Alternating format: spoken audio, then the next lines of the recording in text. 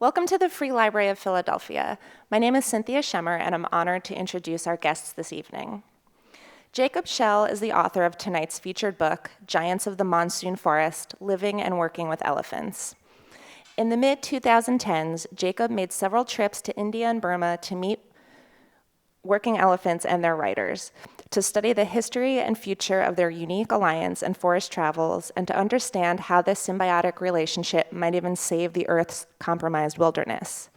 He is also the author of 2015's Transportation and Revolt, Pigeons, Mules, Canals, and the Vanishing Geographies of Subversive Mobility. His research is focused on animals, transportation, political geography, and maps, and his writing has appeared in numerous journals. Jacob is a professor of geography and urban studies at Temple University, and he lives in Philadelphia. Nikil Saval is the co-editor of the literary journal N+1 and a frequent contributor to the New York Times and the New Yorker. In 2015, Nikil published his debut book, Cubed: The Secret History of the Workplace. A New York Times notable book that investigates the evolution of the office, Cubed was described by NPR as an entertaining look at the history of the modern worker that the modern worker can actually learn from. He is a co-founder of Reclaim Philadelphia, an organization that helped to elect Larry Krasner to district attorney and was formed out of the Bernie Sanders 2016 presidential campaign. Nikil is also the Democratic ward leader of Philadelphia's 2nd Ward. And now, please give a warm welcome to Jacob Schell and Nikil Saval. It's such a pleasure to be at the Free Library. Thanks to the Free Library for hosting us. Such a pleasure to be here at the launch of this fantastic book, Giants of the Monsoon Forest, Living and Working with Elephants. It is a beautiful, strange, and I think kind of unclassifiable book about a subject that I personally would have never presumed to be interested in. I ate the lives of Asian elephants in Southeast Asia in particular, but it is just so beguiling, and it opens onto a hidden world that has incredible relevance to our world. How humans have developed long-standing relationships with animals that involve mutual help and aid, how elephants work in transportation and logging, the emotional and love lives of elephants, elephants and how incredibly smart and amazing they are. It's just an incredibly detailed look at this, and also their future, the futures of Asian elephants and the people who work with them in a world threatened by deforestation and a warming climate. In the interest of full disclosure, I should just indicate that Jacob and I are very old friends, so it's also a special pleasure for me to be here with him. We work together, we know each other from college. I published in N+1, the journal I edit, an early version of what had became this book. But in college, about longer ago than I want to admit, we both started an urban studies journal together. It was the first urban studies journal at Columbia, which we both attended. Which is interesting in itself. And so I always thought Jacob as being just very interested in cities and deeply interested in city life. So it was very startling over the years to find him going deeper and deeper into hidden forests and spending months and months with elephants completely out of touch with the world. And the result is this fantastic book. So I'm actually just curious what led you to this subject, if we can just start there. Wow. Well, thanks for that question. Everyone can hear me okay? Yes. What led me to the subject? It is true that for years, even going back to basically childhood, I was really interested in cities and making maps of transportation systems in cities. This is like a great, still ongoing obsession of mine. But by the time I was in graduate school, that had really become an interest about transportation systems in cities, but also beyond cities, rail systems, canal systems. This is sort of the kind of thing that my first book is about. And in particular, when I was doing that research, I was interested in how people are moving things around in secret, in a sort of hidden way, on rail systems and canal systems. That's sort of what I was interested in during that period. But that did get me kind of, at that point, marginally interested in the use of animals for transportation, because animals have tended to key in as a really useful way to move things around in secret, either by riding animals or following animals on their trails through the forest or across mountain ranges, or the use of carrier pigeons as a way to smuggle information. And that's just something that was sort of on my radar screen by the end of graduate school. And around that period, I had picked up on the idea that there was this topic about the use of elephants as a way of getting around, as a means of transportation. And that's maybe not 100% the first thing that comes across when people sort of see the book or see the title of the book or the way, the cover of the book or the way that it's titled, that there's this sort of transportation-oriented sort of spirit or focus in the book. But that was really where it came from, is this interest in how are people moving things around. But then as I was doing the research in the field in both Burma or Myanmar and also India, in particular the part of India that borders on Burma, it of course became more and more about the elephants and about the people and who work with the elephants in their lives in these very remote parts of the world. And in a way, my interest in cities never really came out of focus. I was always trying to think about how could people, even in an increasingly urbanized period in human history, an increasingly urbanized century, how can we actually share these spaces in the planet with these with animals that are much larger than us? I think that's always been a question that I've been thinking about while writing this book. Yeah, and we definitely should talk about how the future of elephants in a kind of more urbanized setting. But so you didn't start as an elephant person, but you clearly have become not an elephant man, but an elephant person. Describe. So you became. One thing that comes across very clearly in the book is just that is just the detailed observation of this very intimate relationship between the elephant sort of riders and trainers, the mahouts, and the elephants themselves in logging and in transportation. So can you just describe the ritual? When you kind of go, there's some key terms in terms of what the rituals are, what a day is like for mahouts and their elephants in one of these villages. Can you kind of just go into what it was, what you saw, what the kind of daily rituals were of what the elephants did? Sure, and to clarify, mahout that's the name. It's one of these key terms. It's the name of one of these people who works with elephants in these forest locations. Mahout comes out of Hindi. It's also the term used in Thailand generally, though it depends on the group. In Burma, mahout is actually sometimes used, but uzi is the Burmese term. And so that's just to, for me, it's become obviously it's almost like a word like horse rider. It sort of just becomes a pretty common term to use, but that's the term that comes up all the time in the topic. Well,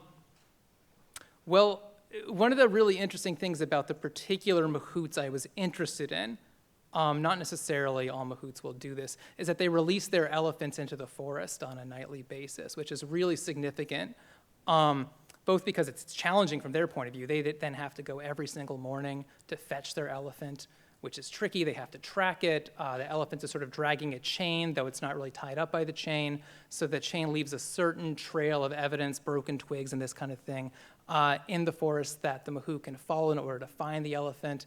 So it presents this particular challenge, which the mahout has to get really good at, and I was fortunate enough to be able to follow along in this sort of part of the ritual a few times.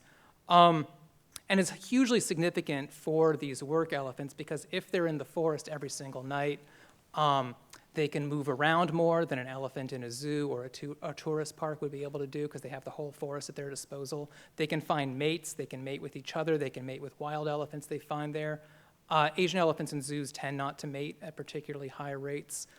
Some of the biologists that I talked to about the research I was doing pointed out that the elephants employed under these conditions that I was interested in tend to reproduce actually at a rate 2.5 times higher than the elephants kept in even the best of the world's zoos. So that's pretty significant. And this, of course, because elephants are sort of stubborn reproducers. They need things to be sort of just right or they're not going to do it, which maybe is a bit familiar from a human point of view, maybe.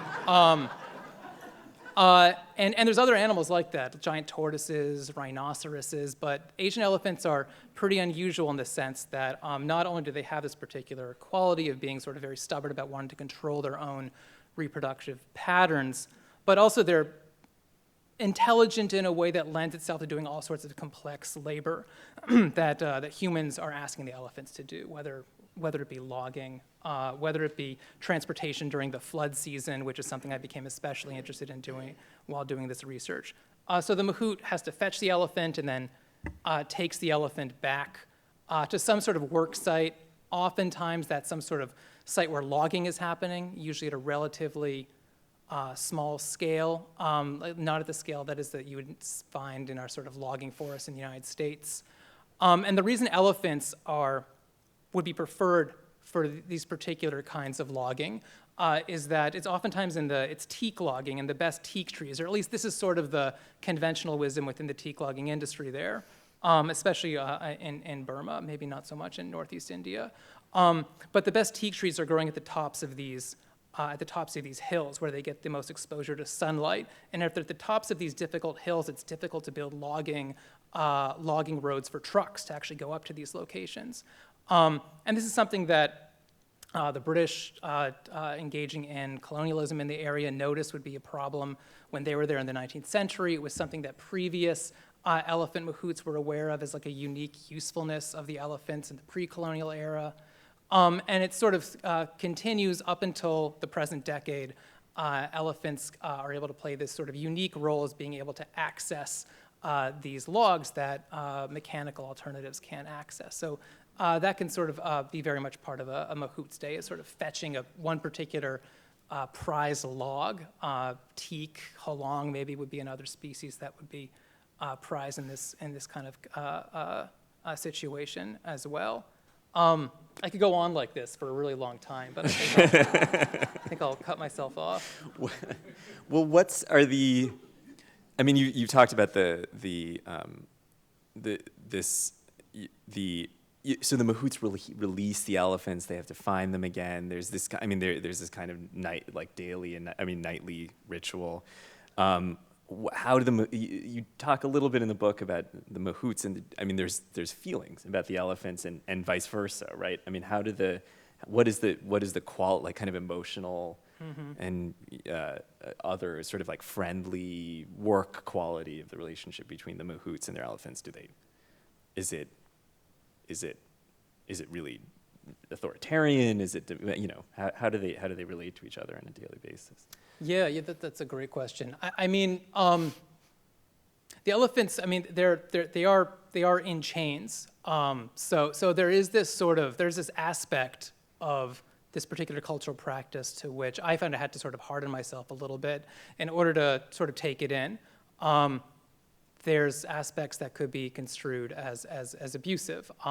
The best mahouts will tend not to have to engage in any kind of painful activity with their elephants, but sort of less trained mahouts or mahouts who are younger, and so they're less competent in their ability to control this animal, which is much, much larger, like literally 100 times larger, will sometimes use the blunt end of a machete to try to control their elephant. And sometimes I would see these elephants with these parallel scars along their forehead.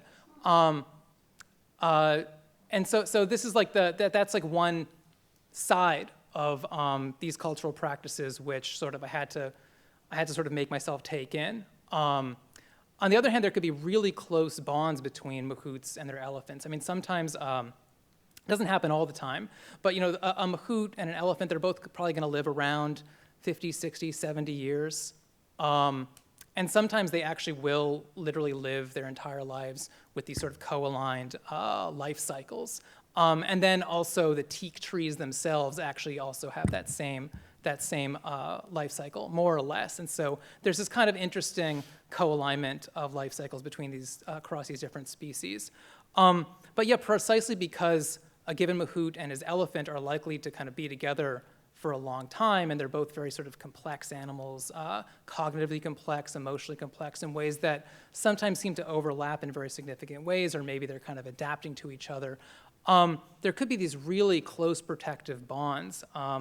One particular story, I think it's a subject of maybe chapter 6 in the book, something like that, was this ethnically Khamti mahout in northern Burma, who I spoke with in an afternoon at his tiny little logging camp in the Kachin Hills, which is in northern Burma. And he had this elephant, Neong, and all these names are slightly altered, but it's mostly altered because I couldn't spell their names correctly. So he had this elephant, and the elephant actually had a reputation as a killer elephant in the sense that the elephant had actually killed some other mahout riders who had tried to ride him, and the elephant would only work with Mongcho, was the name of this particular mahout. And in fact, the elephant had killed Mongcho's nephew just the year before, which is really startling for me, and also my friend, guide, and interpreter who was with me, a young woman who I named Jay in the book. So there was this particular relationship between this elephant and this mahout, and the mahout would actually spend every single night sleeping in the forest to make sure that Neong, this big sort of dangerous elephant, was sort of staying out of trouble. And Neong, to be clear, despite being a dangerous elephant, was not chained up at night. Like all the elephants doing this work, Neong had totally free run of the open forest in this particular hill range. And sometimes, one hopes was reproducing with female elephants in the forest, but would sometimes kill other elephants. I mean, this was a really difficult elephant, though a very good worker for his mahout, Mongcho. And so Mongcho essentially, by sleeping every single night in the forest, was sacrificing his own ability to spend as much time as he would have liked with his own family, his human family, back in the village, which is closer to this large lake in northern Burma called Indaji Lake. And so that really spoke to this kind of almost paternalistic bond that this particular mahout had with this elephant. And I found that that particular story, I think, as much as any other story that I heard while doing this research, got across both the kind of the darker but also kind of more touching and poignant sides of this relationship. Another thing, I mentioned this earlier, that comes across is just the sheer sort of intelligence of the elephants. And it's hard to, one is kind of projecting sort of human measures of intelligence, and at least I am, but nonetheless, multilingual, they, more than Pete Buttigieg, let's say, they're nothing compared to an elephant. They have all these, they just seem to, can you just talk about the kind of capacities of the elephants? Mm-hmm. You just talk about, I feel like there's a lot of just really kind of startling aspects to how smart the elephants are. Yeah. Well, and with their capacities in general, it's both the sort of cognitive capacity, which I think tends to be something humans instantly find kind of just innately interesting, but also the physical capacities can also be really remarkable. I think in some of the sliding photos that we're showing in the minutes before this event, you saw some of the elephants giving rides to these passengers across a roaring river that was in northeastern India. And so these are transportation elephants outside the village of Dambuk who give people rides across this river called the Sisiri. And the elephants, what they're able to do as they cross that particular river, they're not just wading across, they're using their trunk to figure out what's going on with the current, what's going on with potentially unstable boulders at the river floor. Swimming in some places, making sure that everything on their back is sort of correctly balanced in other places. So there's a sort of physical dimension to what they're able to do cognitively. As far as intelligence is concerned, I do think that the most impressive example of elephant intelligence that I encountered was not something that I actually personally witnessed. It's this historical account from during World War II, where the British and Japanese had a really intense conflict over the general territory of Burma, and elephants became really prized by both sides, not as symbolic war booty as one maybe might suspect, or as combat elephants like you would tend to associate with Hannibal in classical times, but rather for that sort of transportation function that I'd sort of alluded to before with being able to cross this river. So there's this one extraordinary story that one of these British officials that was overseeing a construction of a teak wooden bridge, sort of like maybe the bridge from like the movie The Bridge on the River Kwai, though this would be like a different bridge.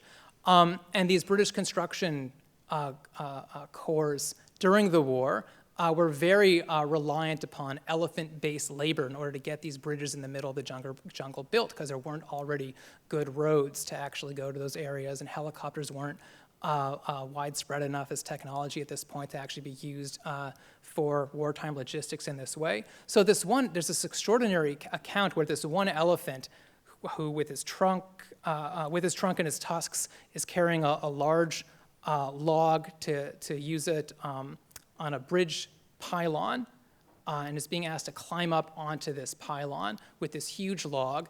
And it's such a steep climb up there. The elephant also has like a mahout on his neck, basically, that this log kept, at least according to the account, kept kind of rolling down along the tusks and then over the elephant's head, and was about to crush the mahout, to whom the elephant felt some intense protectiveness. So the elephant refused to go up any higher, and all the humans in the situation really had no idea what to do. They don't have really an alternative to elephants for getting logs up onto these bridge pylons in the middle of the jungle in the year 1942 or 1943, or whichever particular year this was. So nobody knew what to do, and it was actually the elephant, who goes unnamed in the record, but it was the elephant who figured out what to do. So the elephant is then described as wandering back and forth along the riverbank, finding a particular club-shaped branch that I guess was the perfect shape, and then purposing it as a kind of diagonal wedge or a kind of safety lock between the two tusks, and then using the combined power of this diagonal wedge and the tusks and the trunk, which is insanely strong, all those things combined got a sufficiently secure grip on the log that the log was no longer rolling backwards onto the mahout, and the elephant was then able to.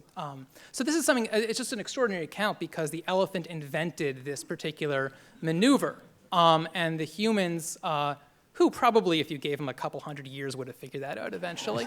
but it was like a kind of like a once, it doesn't usually happen in the Burmese jungle that World War II is going on, and the two different sides are trying to build these massive bridges on the fly. So, but the elephant was sort of faster in picking up on what needed to be done as compared with the humans, which I think sort of also reflects the physical intelligence too that I was alluding to before.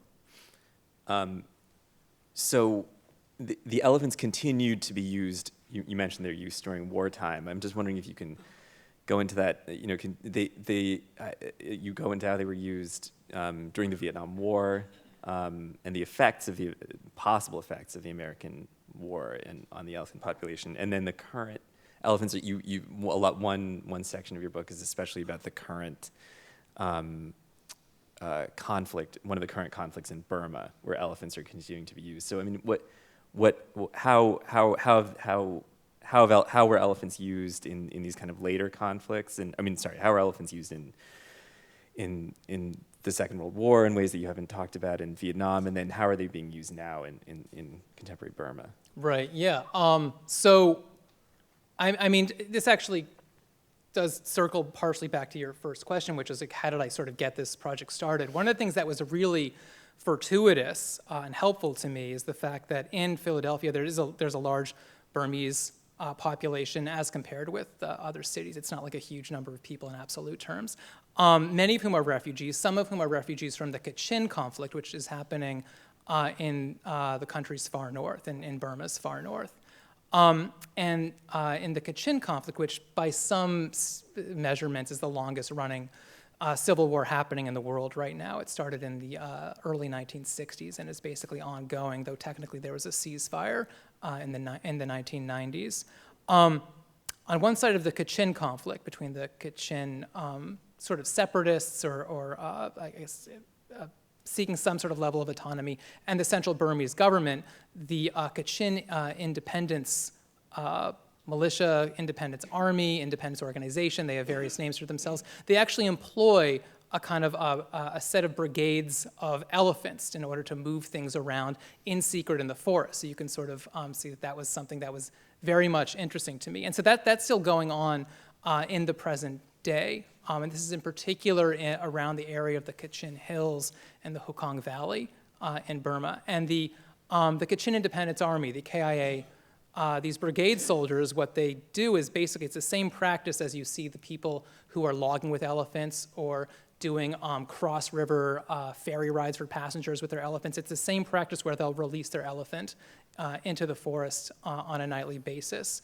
Thus, though maybe this isn't exactly the #1 priority, thus contributing to those particular elephants' ability to actually reproduce the species. So that was really something that was fascinating to me. And this kind of relationship between the use of elephants for transportation and sort of resistance movements, that's actually a pattern you do tend to see elsewhere. So yeah, in the Vietnam War, we don't see that much discussion of it in our own like American-made Vietnam War movies and this kind of thing. But the Viet Cong along the Ho Chi Minh Trail was employing quite a lot of elephants in order to move things about underneath the forest canopy in secret so that American reconnaissance vehicles overhead wouldn't be able to see what was going on.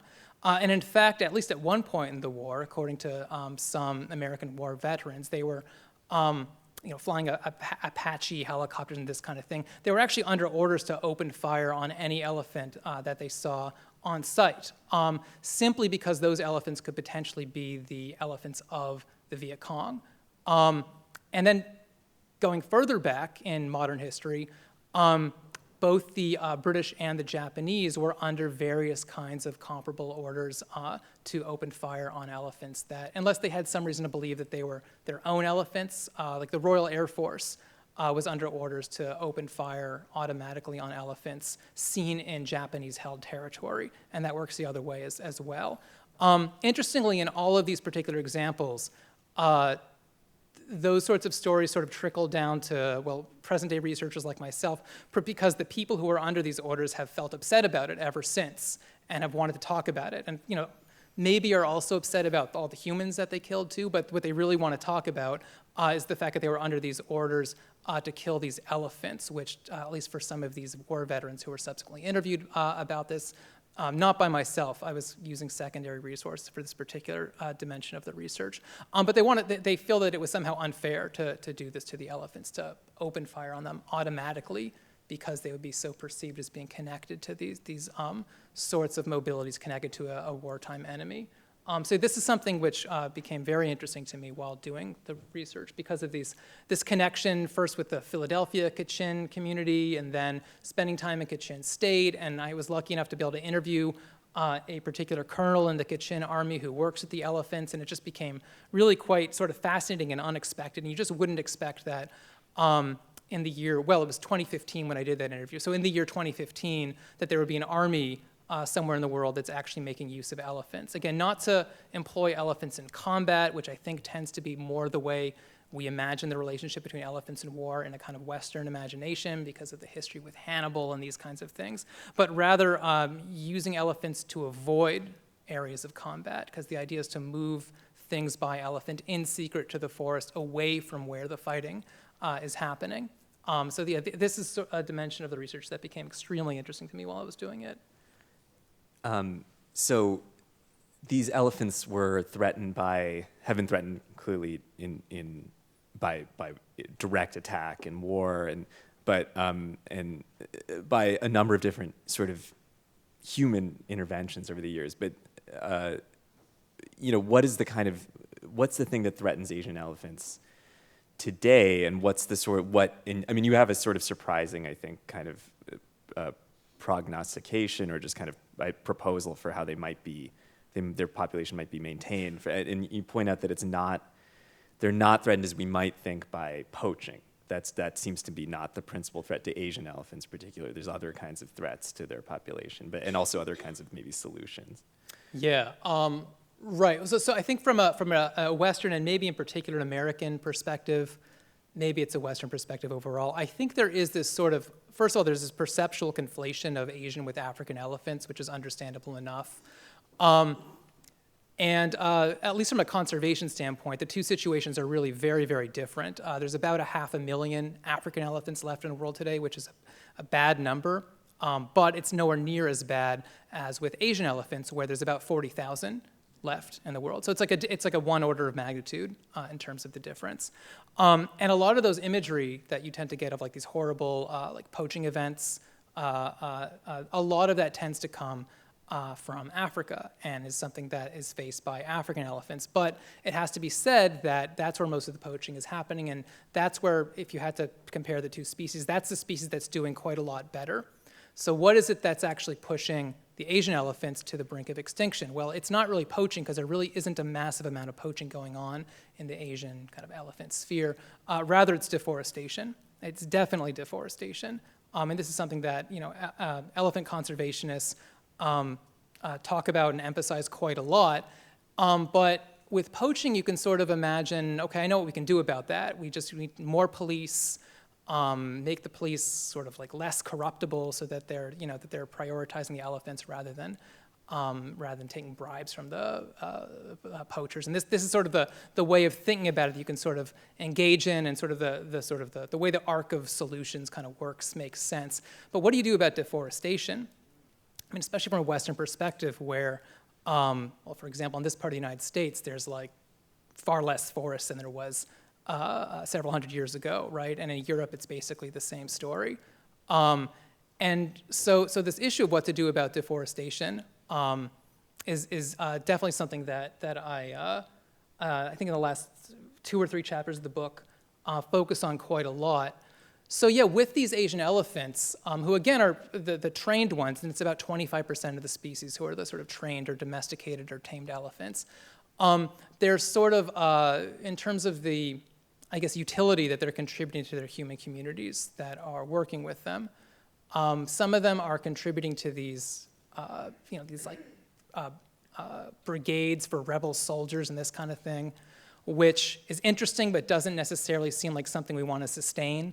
It would be a sort of odd position to adopt for me to say, we need to keep this civil war going forever in order to save the elephants. That's certainly not the direction I would want to go in.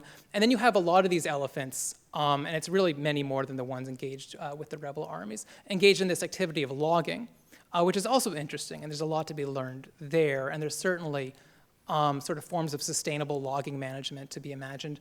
But it didn't really seem to me, doing this research, like that's really the thing to be expanded if the whole problem that is facing the Asian elephants is deforestation precisely. It's not like you can increase the intensity of logging in order to provide economic welfare to the elephants, but the elephants need the forest, which you've just deforested. So there begins to be, even though I think that there's certainly a role to be played by sustainable logging, it doesn't seem like that's really the thing to expand. So the thing I became really interested in was the fact that many of these communities are using elephants as a way to get around during monsoon flooding. And the reason they're using elephants is because the monsoon flooding, especially in this part of the world, can be so intense that motorized, tough wheeled vehicles are just completely incapacitated. This is because the roads will flood, they'll be full of mud, there's landslides, mudslides, debris will wash over from these rivers, which will go from being a little trickle in the wintertime dry season to being literally several kilometers in width during the wet season. So those elephants that were photographed crossing the river are crossing such a river like that.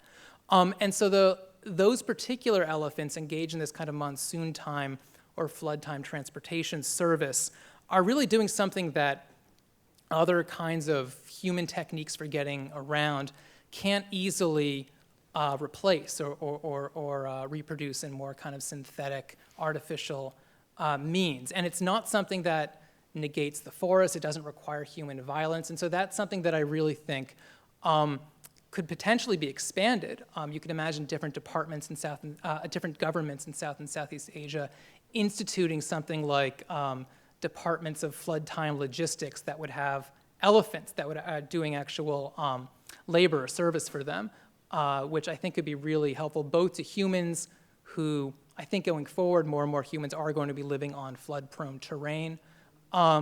It's hard to predict exactly what the geography of climate change is exactly going to look like, but it seems fair to say that more people are going to be living in areas where the weather and water levels are less predictable.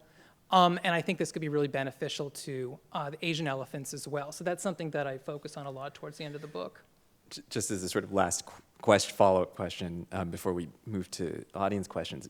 So you are saying, I mean, it does, one interesting thing about this is it doesn't suggest that humans need to kind of get out of the way, but actually that this, or that Asian, I mean, there's a point actually, I think you say something like, while a number of practices among some mahouts here cannot be defended from a conservationist standpoint, overall, they have a great deal to teach concerned outsiders about how human beings, as morally imperfect creatures, can act as guardians rather than destroyers of the forest's last giants. So your suggestion, I mean, if I'm right in understanding this, is that actually this is a mutually kind of sustaining relationship, and it's not that humans should just be removed from the situation.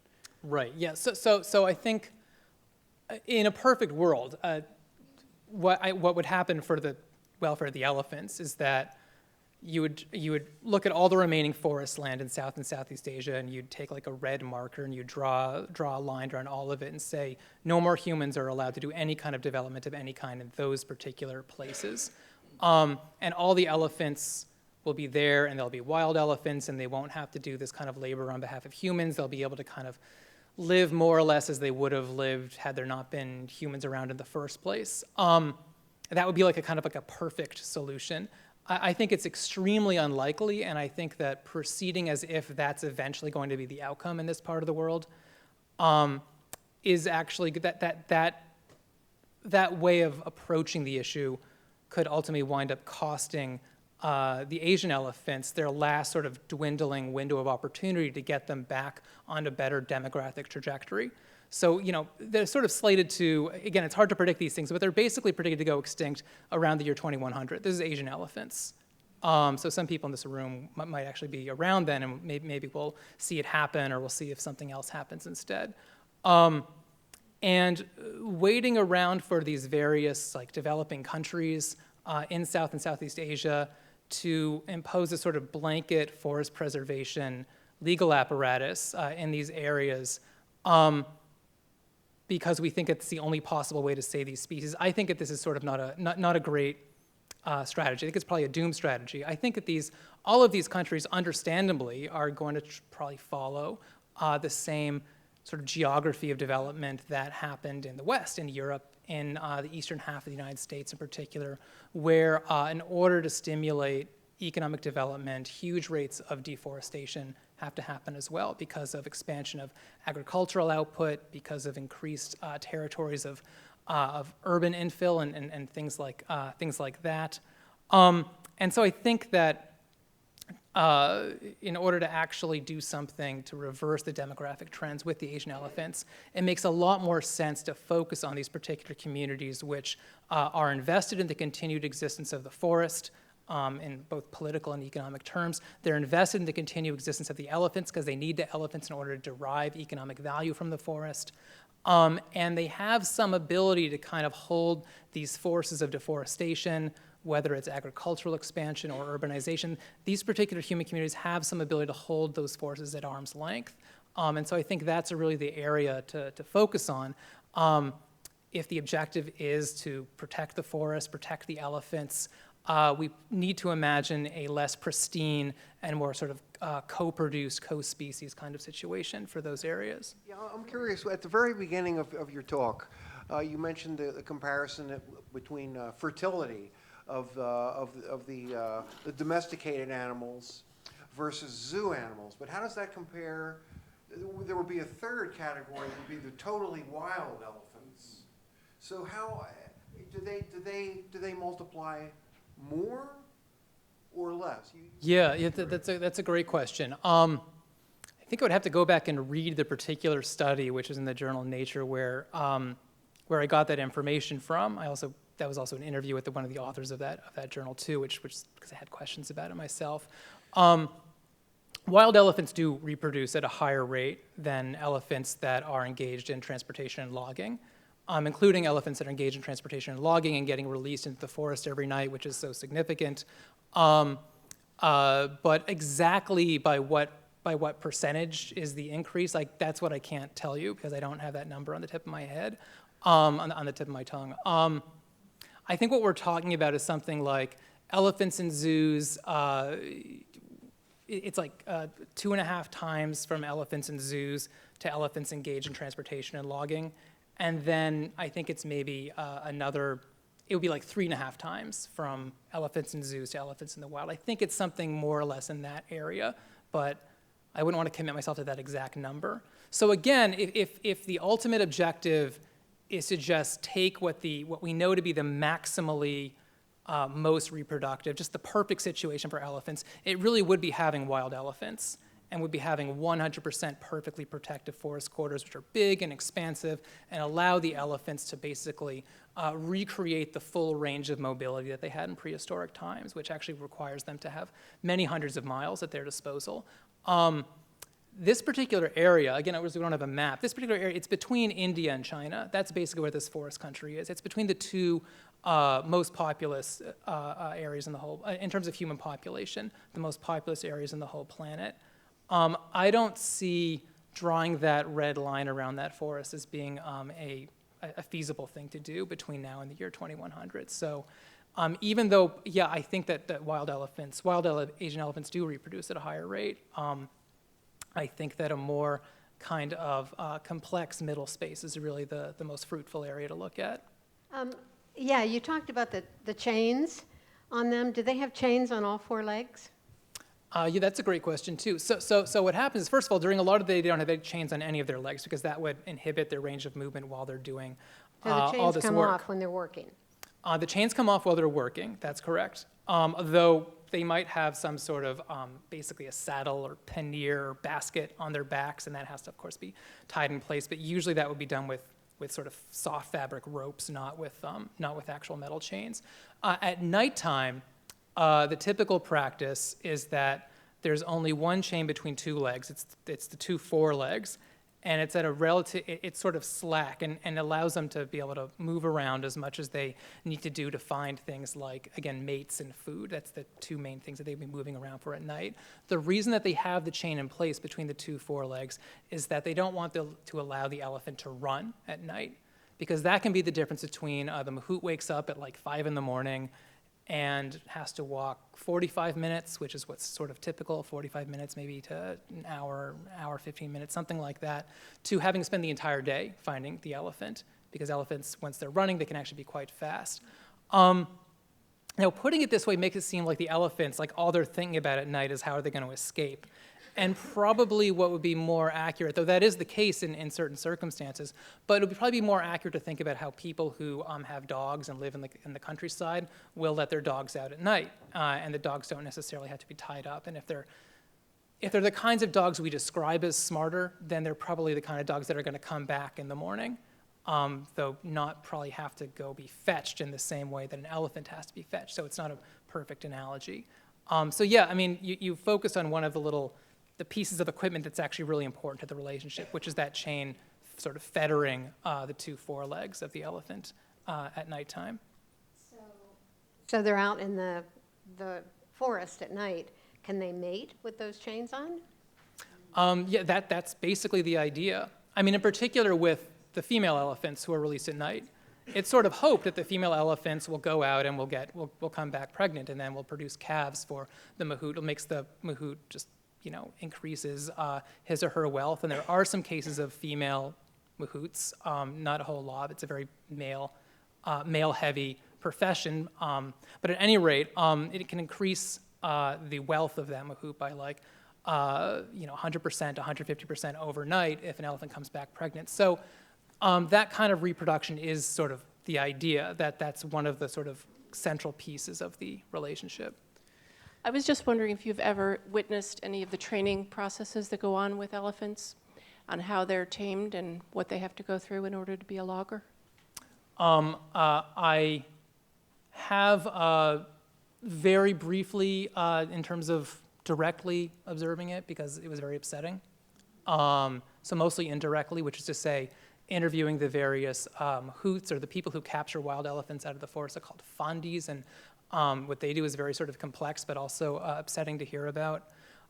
Typically speaking, and there's different methods in different areas and that kind of thing, but the kind of image that sort of I think gives you the right idea is an elephant in training will be tied.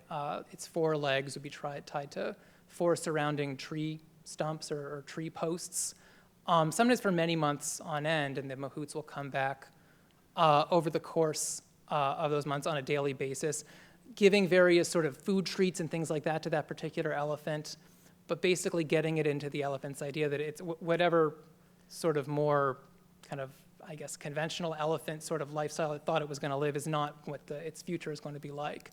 So that can be very upsetting to observe, as you might imagine. There's like a singing, a kind of like a lullaby that sort of gets sung, and though it's not in the book because it's not an easy thing to reproduce the tune, that was something I was able to record because one of the people who does this sang it for me. That was sort of very, very moving, but also, of course, what they're engaged in is very sort of upsetting in a lot of ways. Now, a lot of those more kind of upsetting practices tend to be the kind of thing that mahouts in what I call the more kind of tribal areas tend to engage in. There is this sort of half so there's a sort of tribal half of this mahout-elephant relationship, and then there's this more sort of government-controlled half. It's the Burmese government, which is using several thousand elephants to engage in teak logging. And what most of the people I talked to who are connected to the Burmese government's elephant logging areas described is that they've put a lot of effort into trying to institute positive reinforcement-based training that tries to keep the amount of punishment at an absolute minimum and tries to institute as many kind of positive rewards as possible. It tends to be more kind of resource intensive and requires more time and patience, which is something that like a state-run bureaucracy is better able to engage in than these sort of private mahouts in these sort of more tribal areas. So again, like I said, it depends on the particular area, but overall it can be the kind of thing that can be somewhat upsetting to hear about. Though not 100% different than how humans, maybe like in the West, will tend to train their dogs, where there tends to be this mixture of positive and negative reinforcement. What percentage of the working elephants are female, and what happens when they become pregnant or actually give birth and then they're lactating? Yeah, it's a great question. I mean, it's just everything involving like the elephants, I guess the sexuality of the elephants is definitely really interesting, and that was like a type of I guess a type of question that I was constantly sort of forwarding to mahouts. Generally speaking, they would just say it was about half and half, male and female. So in terms of just the first question, but in terms of the actual kind of like the labor being done, a big chunk of that would be, especially with the logging where like heavy things have to be lifted and the male elephants are larger than the female elephants on average, that will tend to be more the male elephants doing that. Many of the elephants more focus on transportation work, like giving people rides across rivers. Both of the elephants in the river photo that was on the slide display, both of those are female elephants. Now, when elephants are pregnant, they tend not to be doing the work because that could be damaging, of course, to the fetal elephant.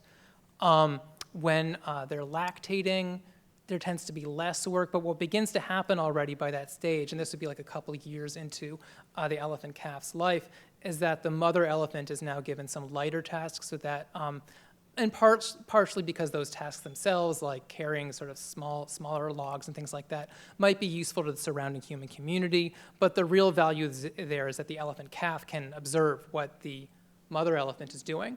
So you have these sort of dual sources of training, one from the humans. By this stage, the elephant would no longer be in this condition of being tied up. And actually, an elephant that's born in captivity, which is the situation we're talking about, wouldn't undergo any of that, like the four legs being tied to the four tree stumps that I described before. That would not be done to an elephant born in captivity. That's actually something I should have clarified when I was describing it, but anyway, I'm clarifying it now. An elephant born in captivity will instead tend to become trained and domesticated both through humans providing quite a lot of positive reinforcement and also through observations of the mother elephant doing various kinds of labor, not so much observing the father elephant. So this is actually true of the African elephant species too. Typically speaking, the situation for elephants in the wild, both Asian and African, is that the calf elephant is raised by a mother and an auntie elephant, and like the adult male elephants are like off doing their own thing, I suppose. And so it seems like, and this is sort of not the kind of thing that, because I'm not a biologist, I can't really, I can't write about this in a whole lot of like systematic detail, but it definitely seems like in some way the mahouts have sort of eased themselves into the kind of mental space, which is usually reserved, in the wild would be reserved for like the auntie elephant. This is sort of my my sense of partially what's going on and how this kind of relationship has been possible. And it is a very unusual relationship because the elephants, and this is something we didn't get to before, but I should mention it. The Asian elephants are not selectively bred in captivity. They're able to do all these complicated tasks, but they haven't been selectively bred by human beings at any point, which makes them completely different than dogs or horses or cattle or camels and so on and so forth. So they're in this very kind of unique in-between space. I call them domesticated animals, but not domesticated in the sense of being selectively bred. Elephants are smart, and they're bigger and stronger than humans, so how come humans rule the world and elephants don't? Yeah, that's a good question.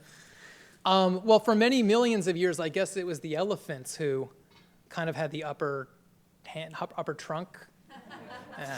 There are a couple puns like that in this book. It's just a warning to the faint of heart.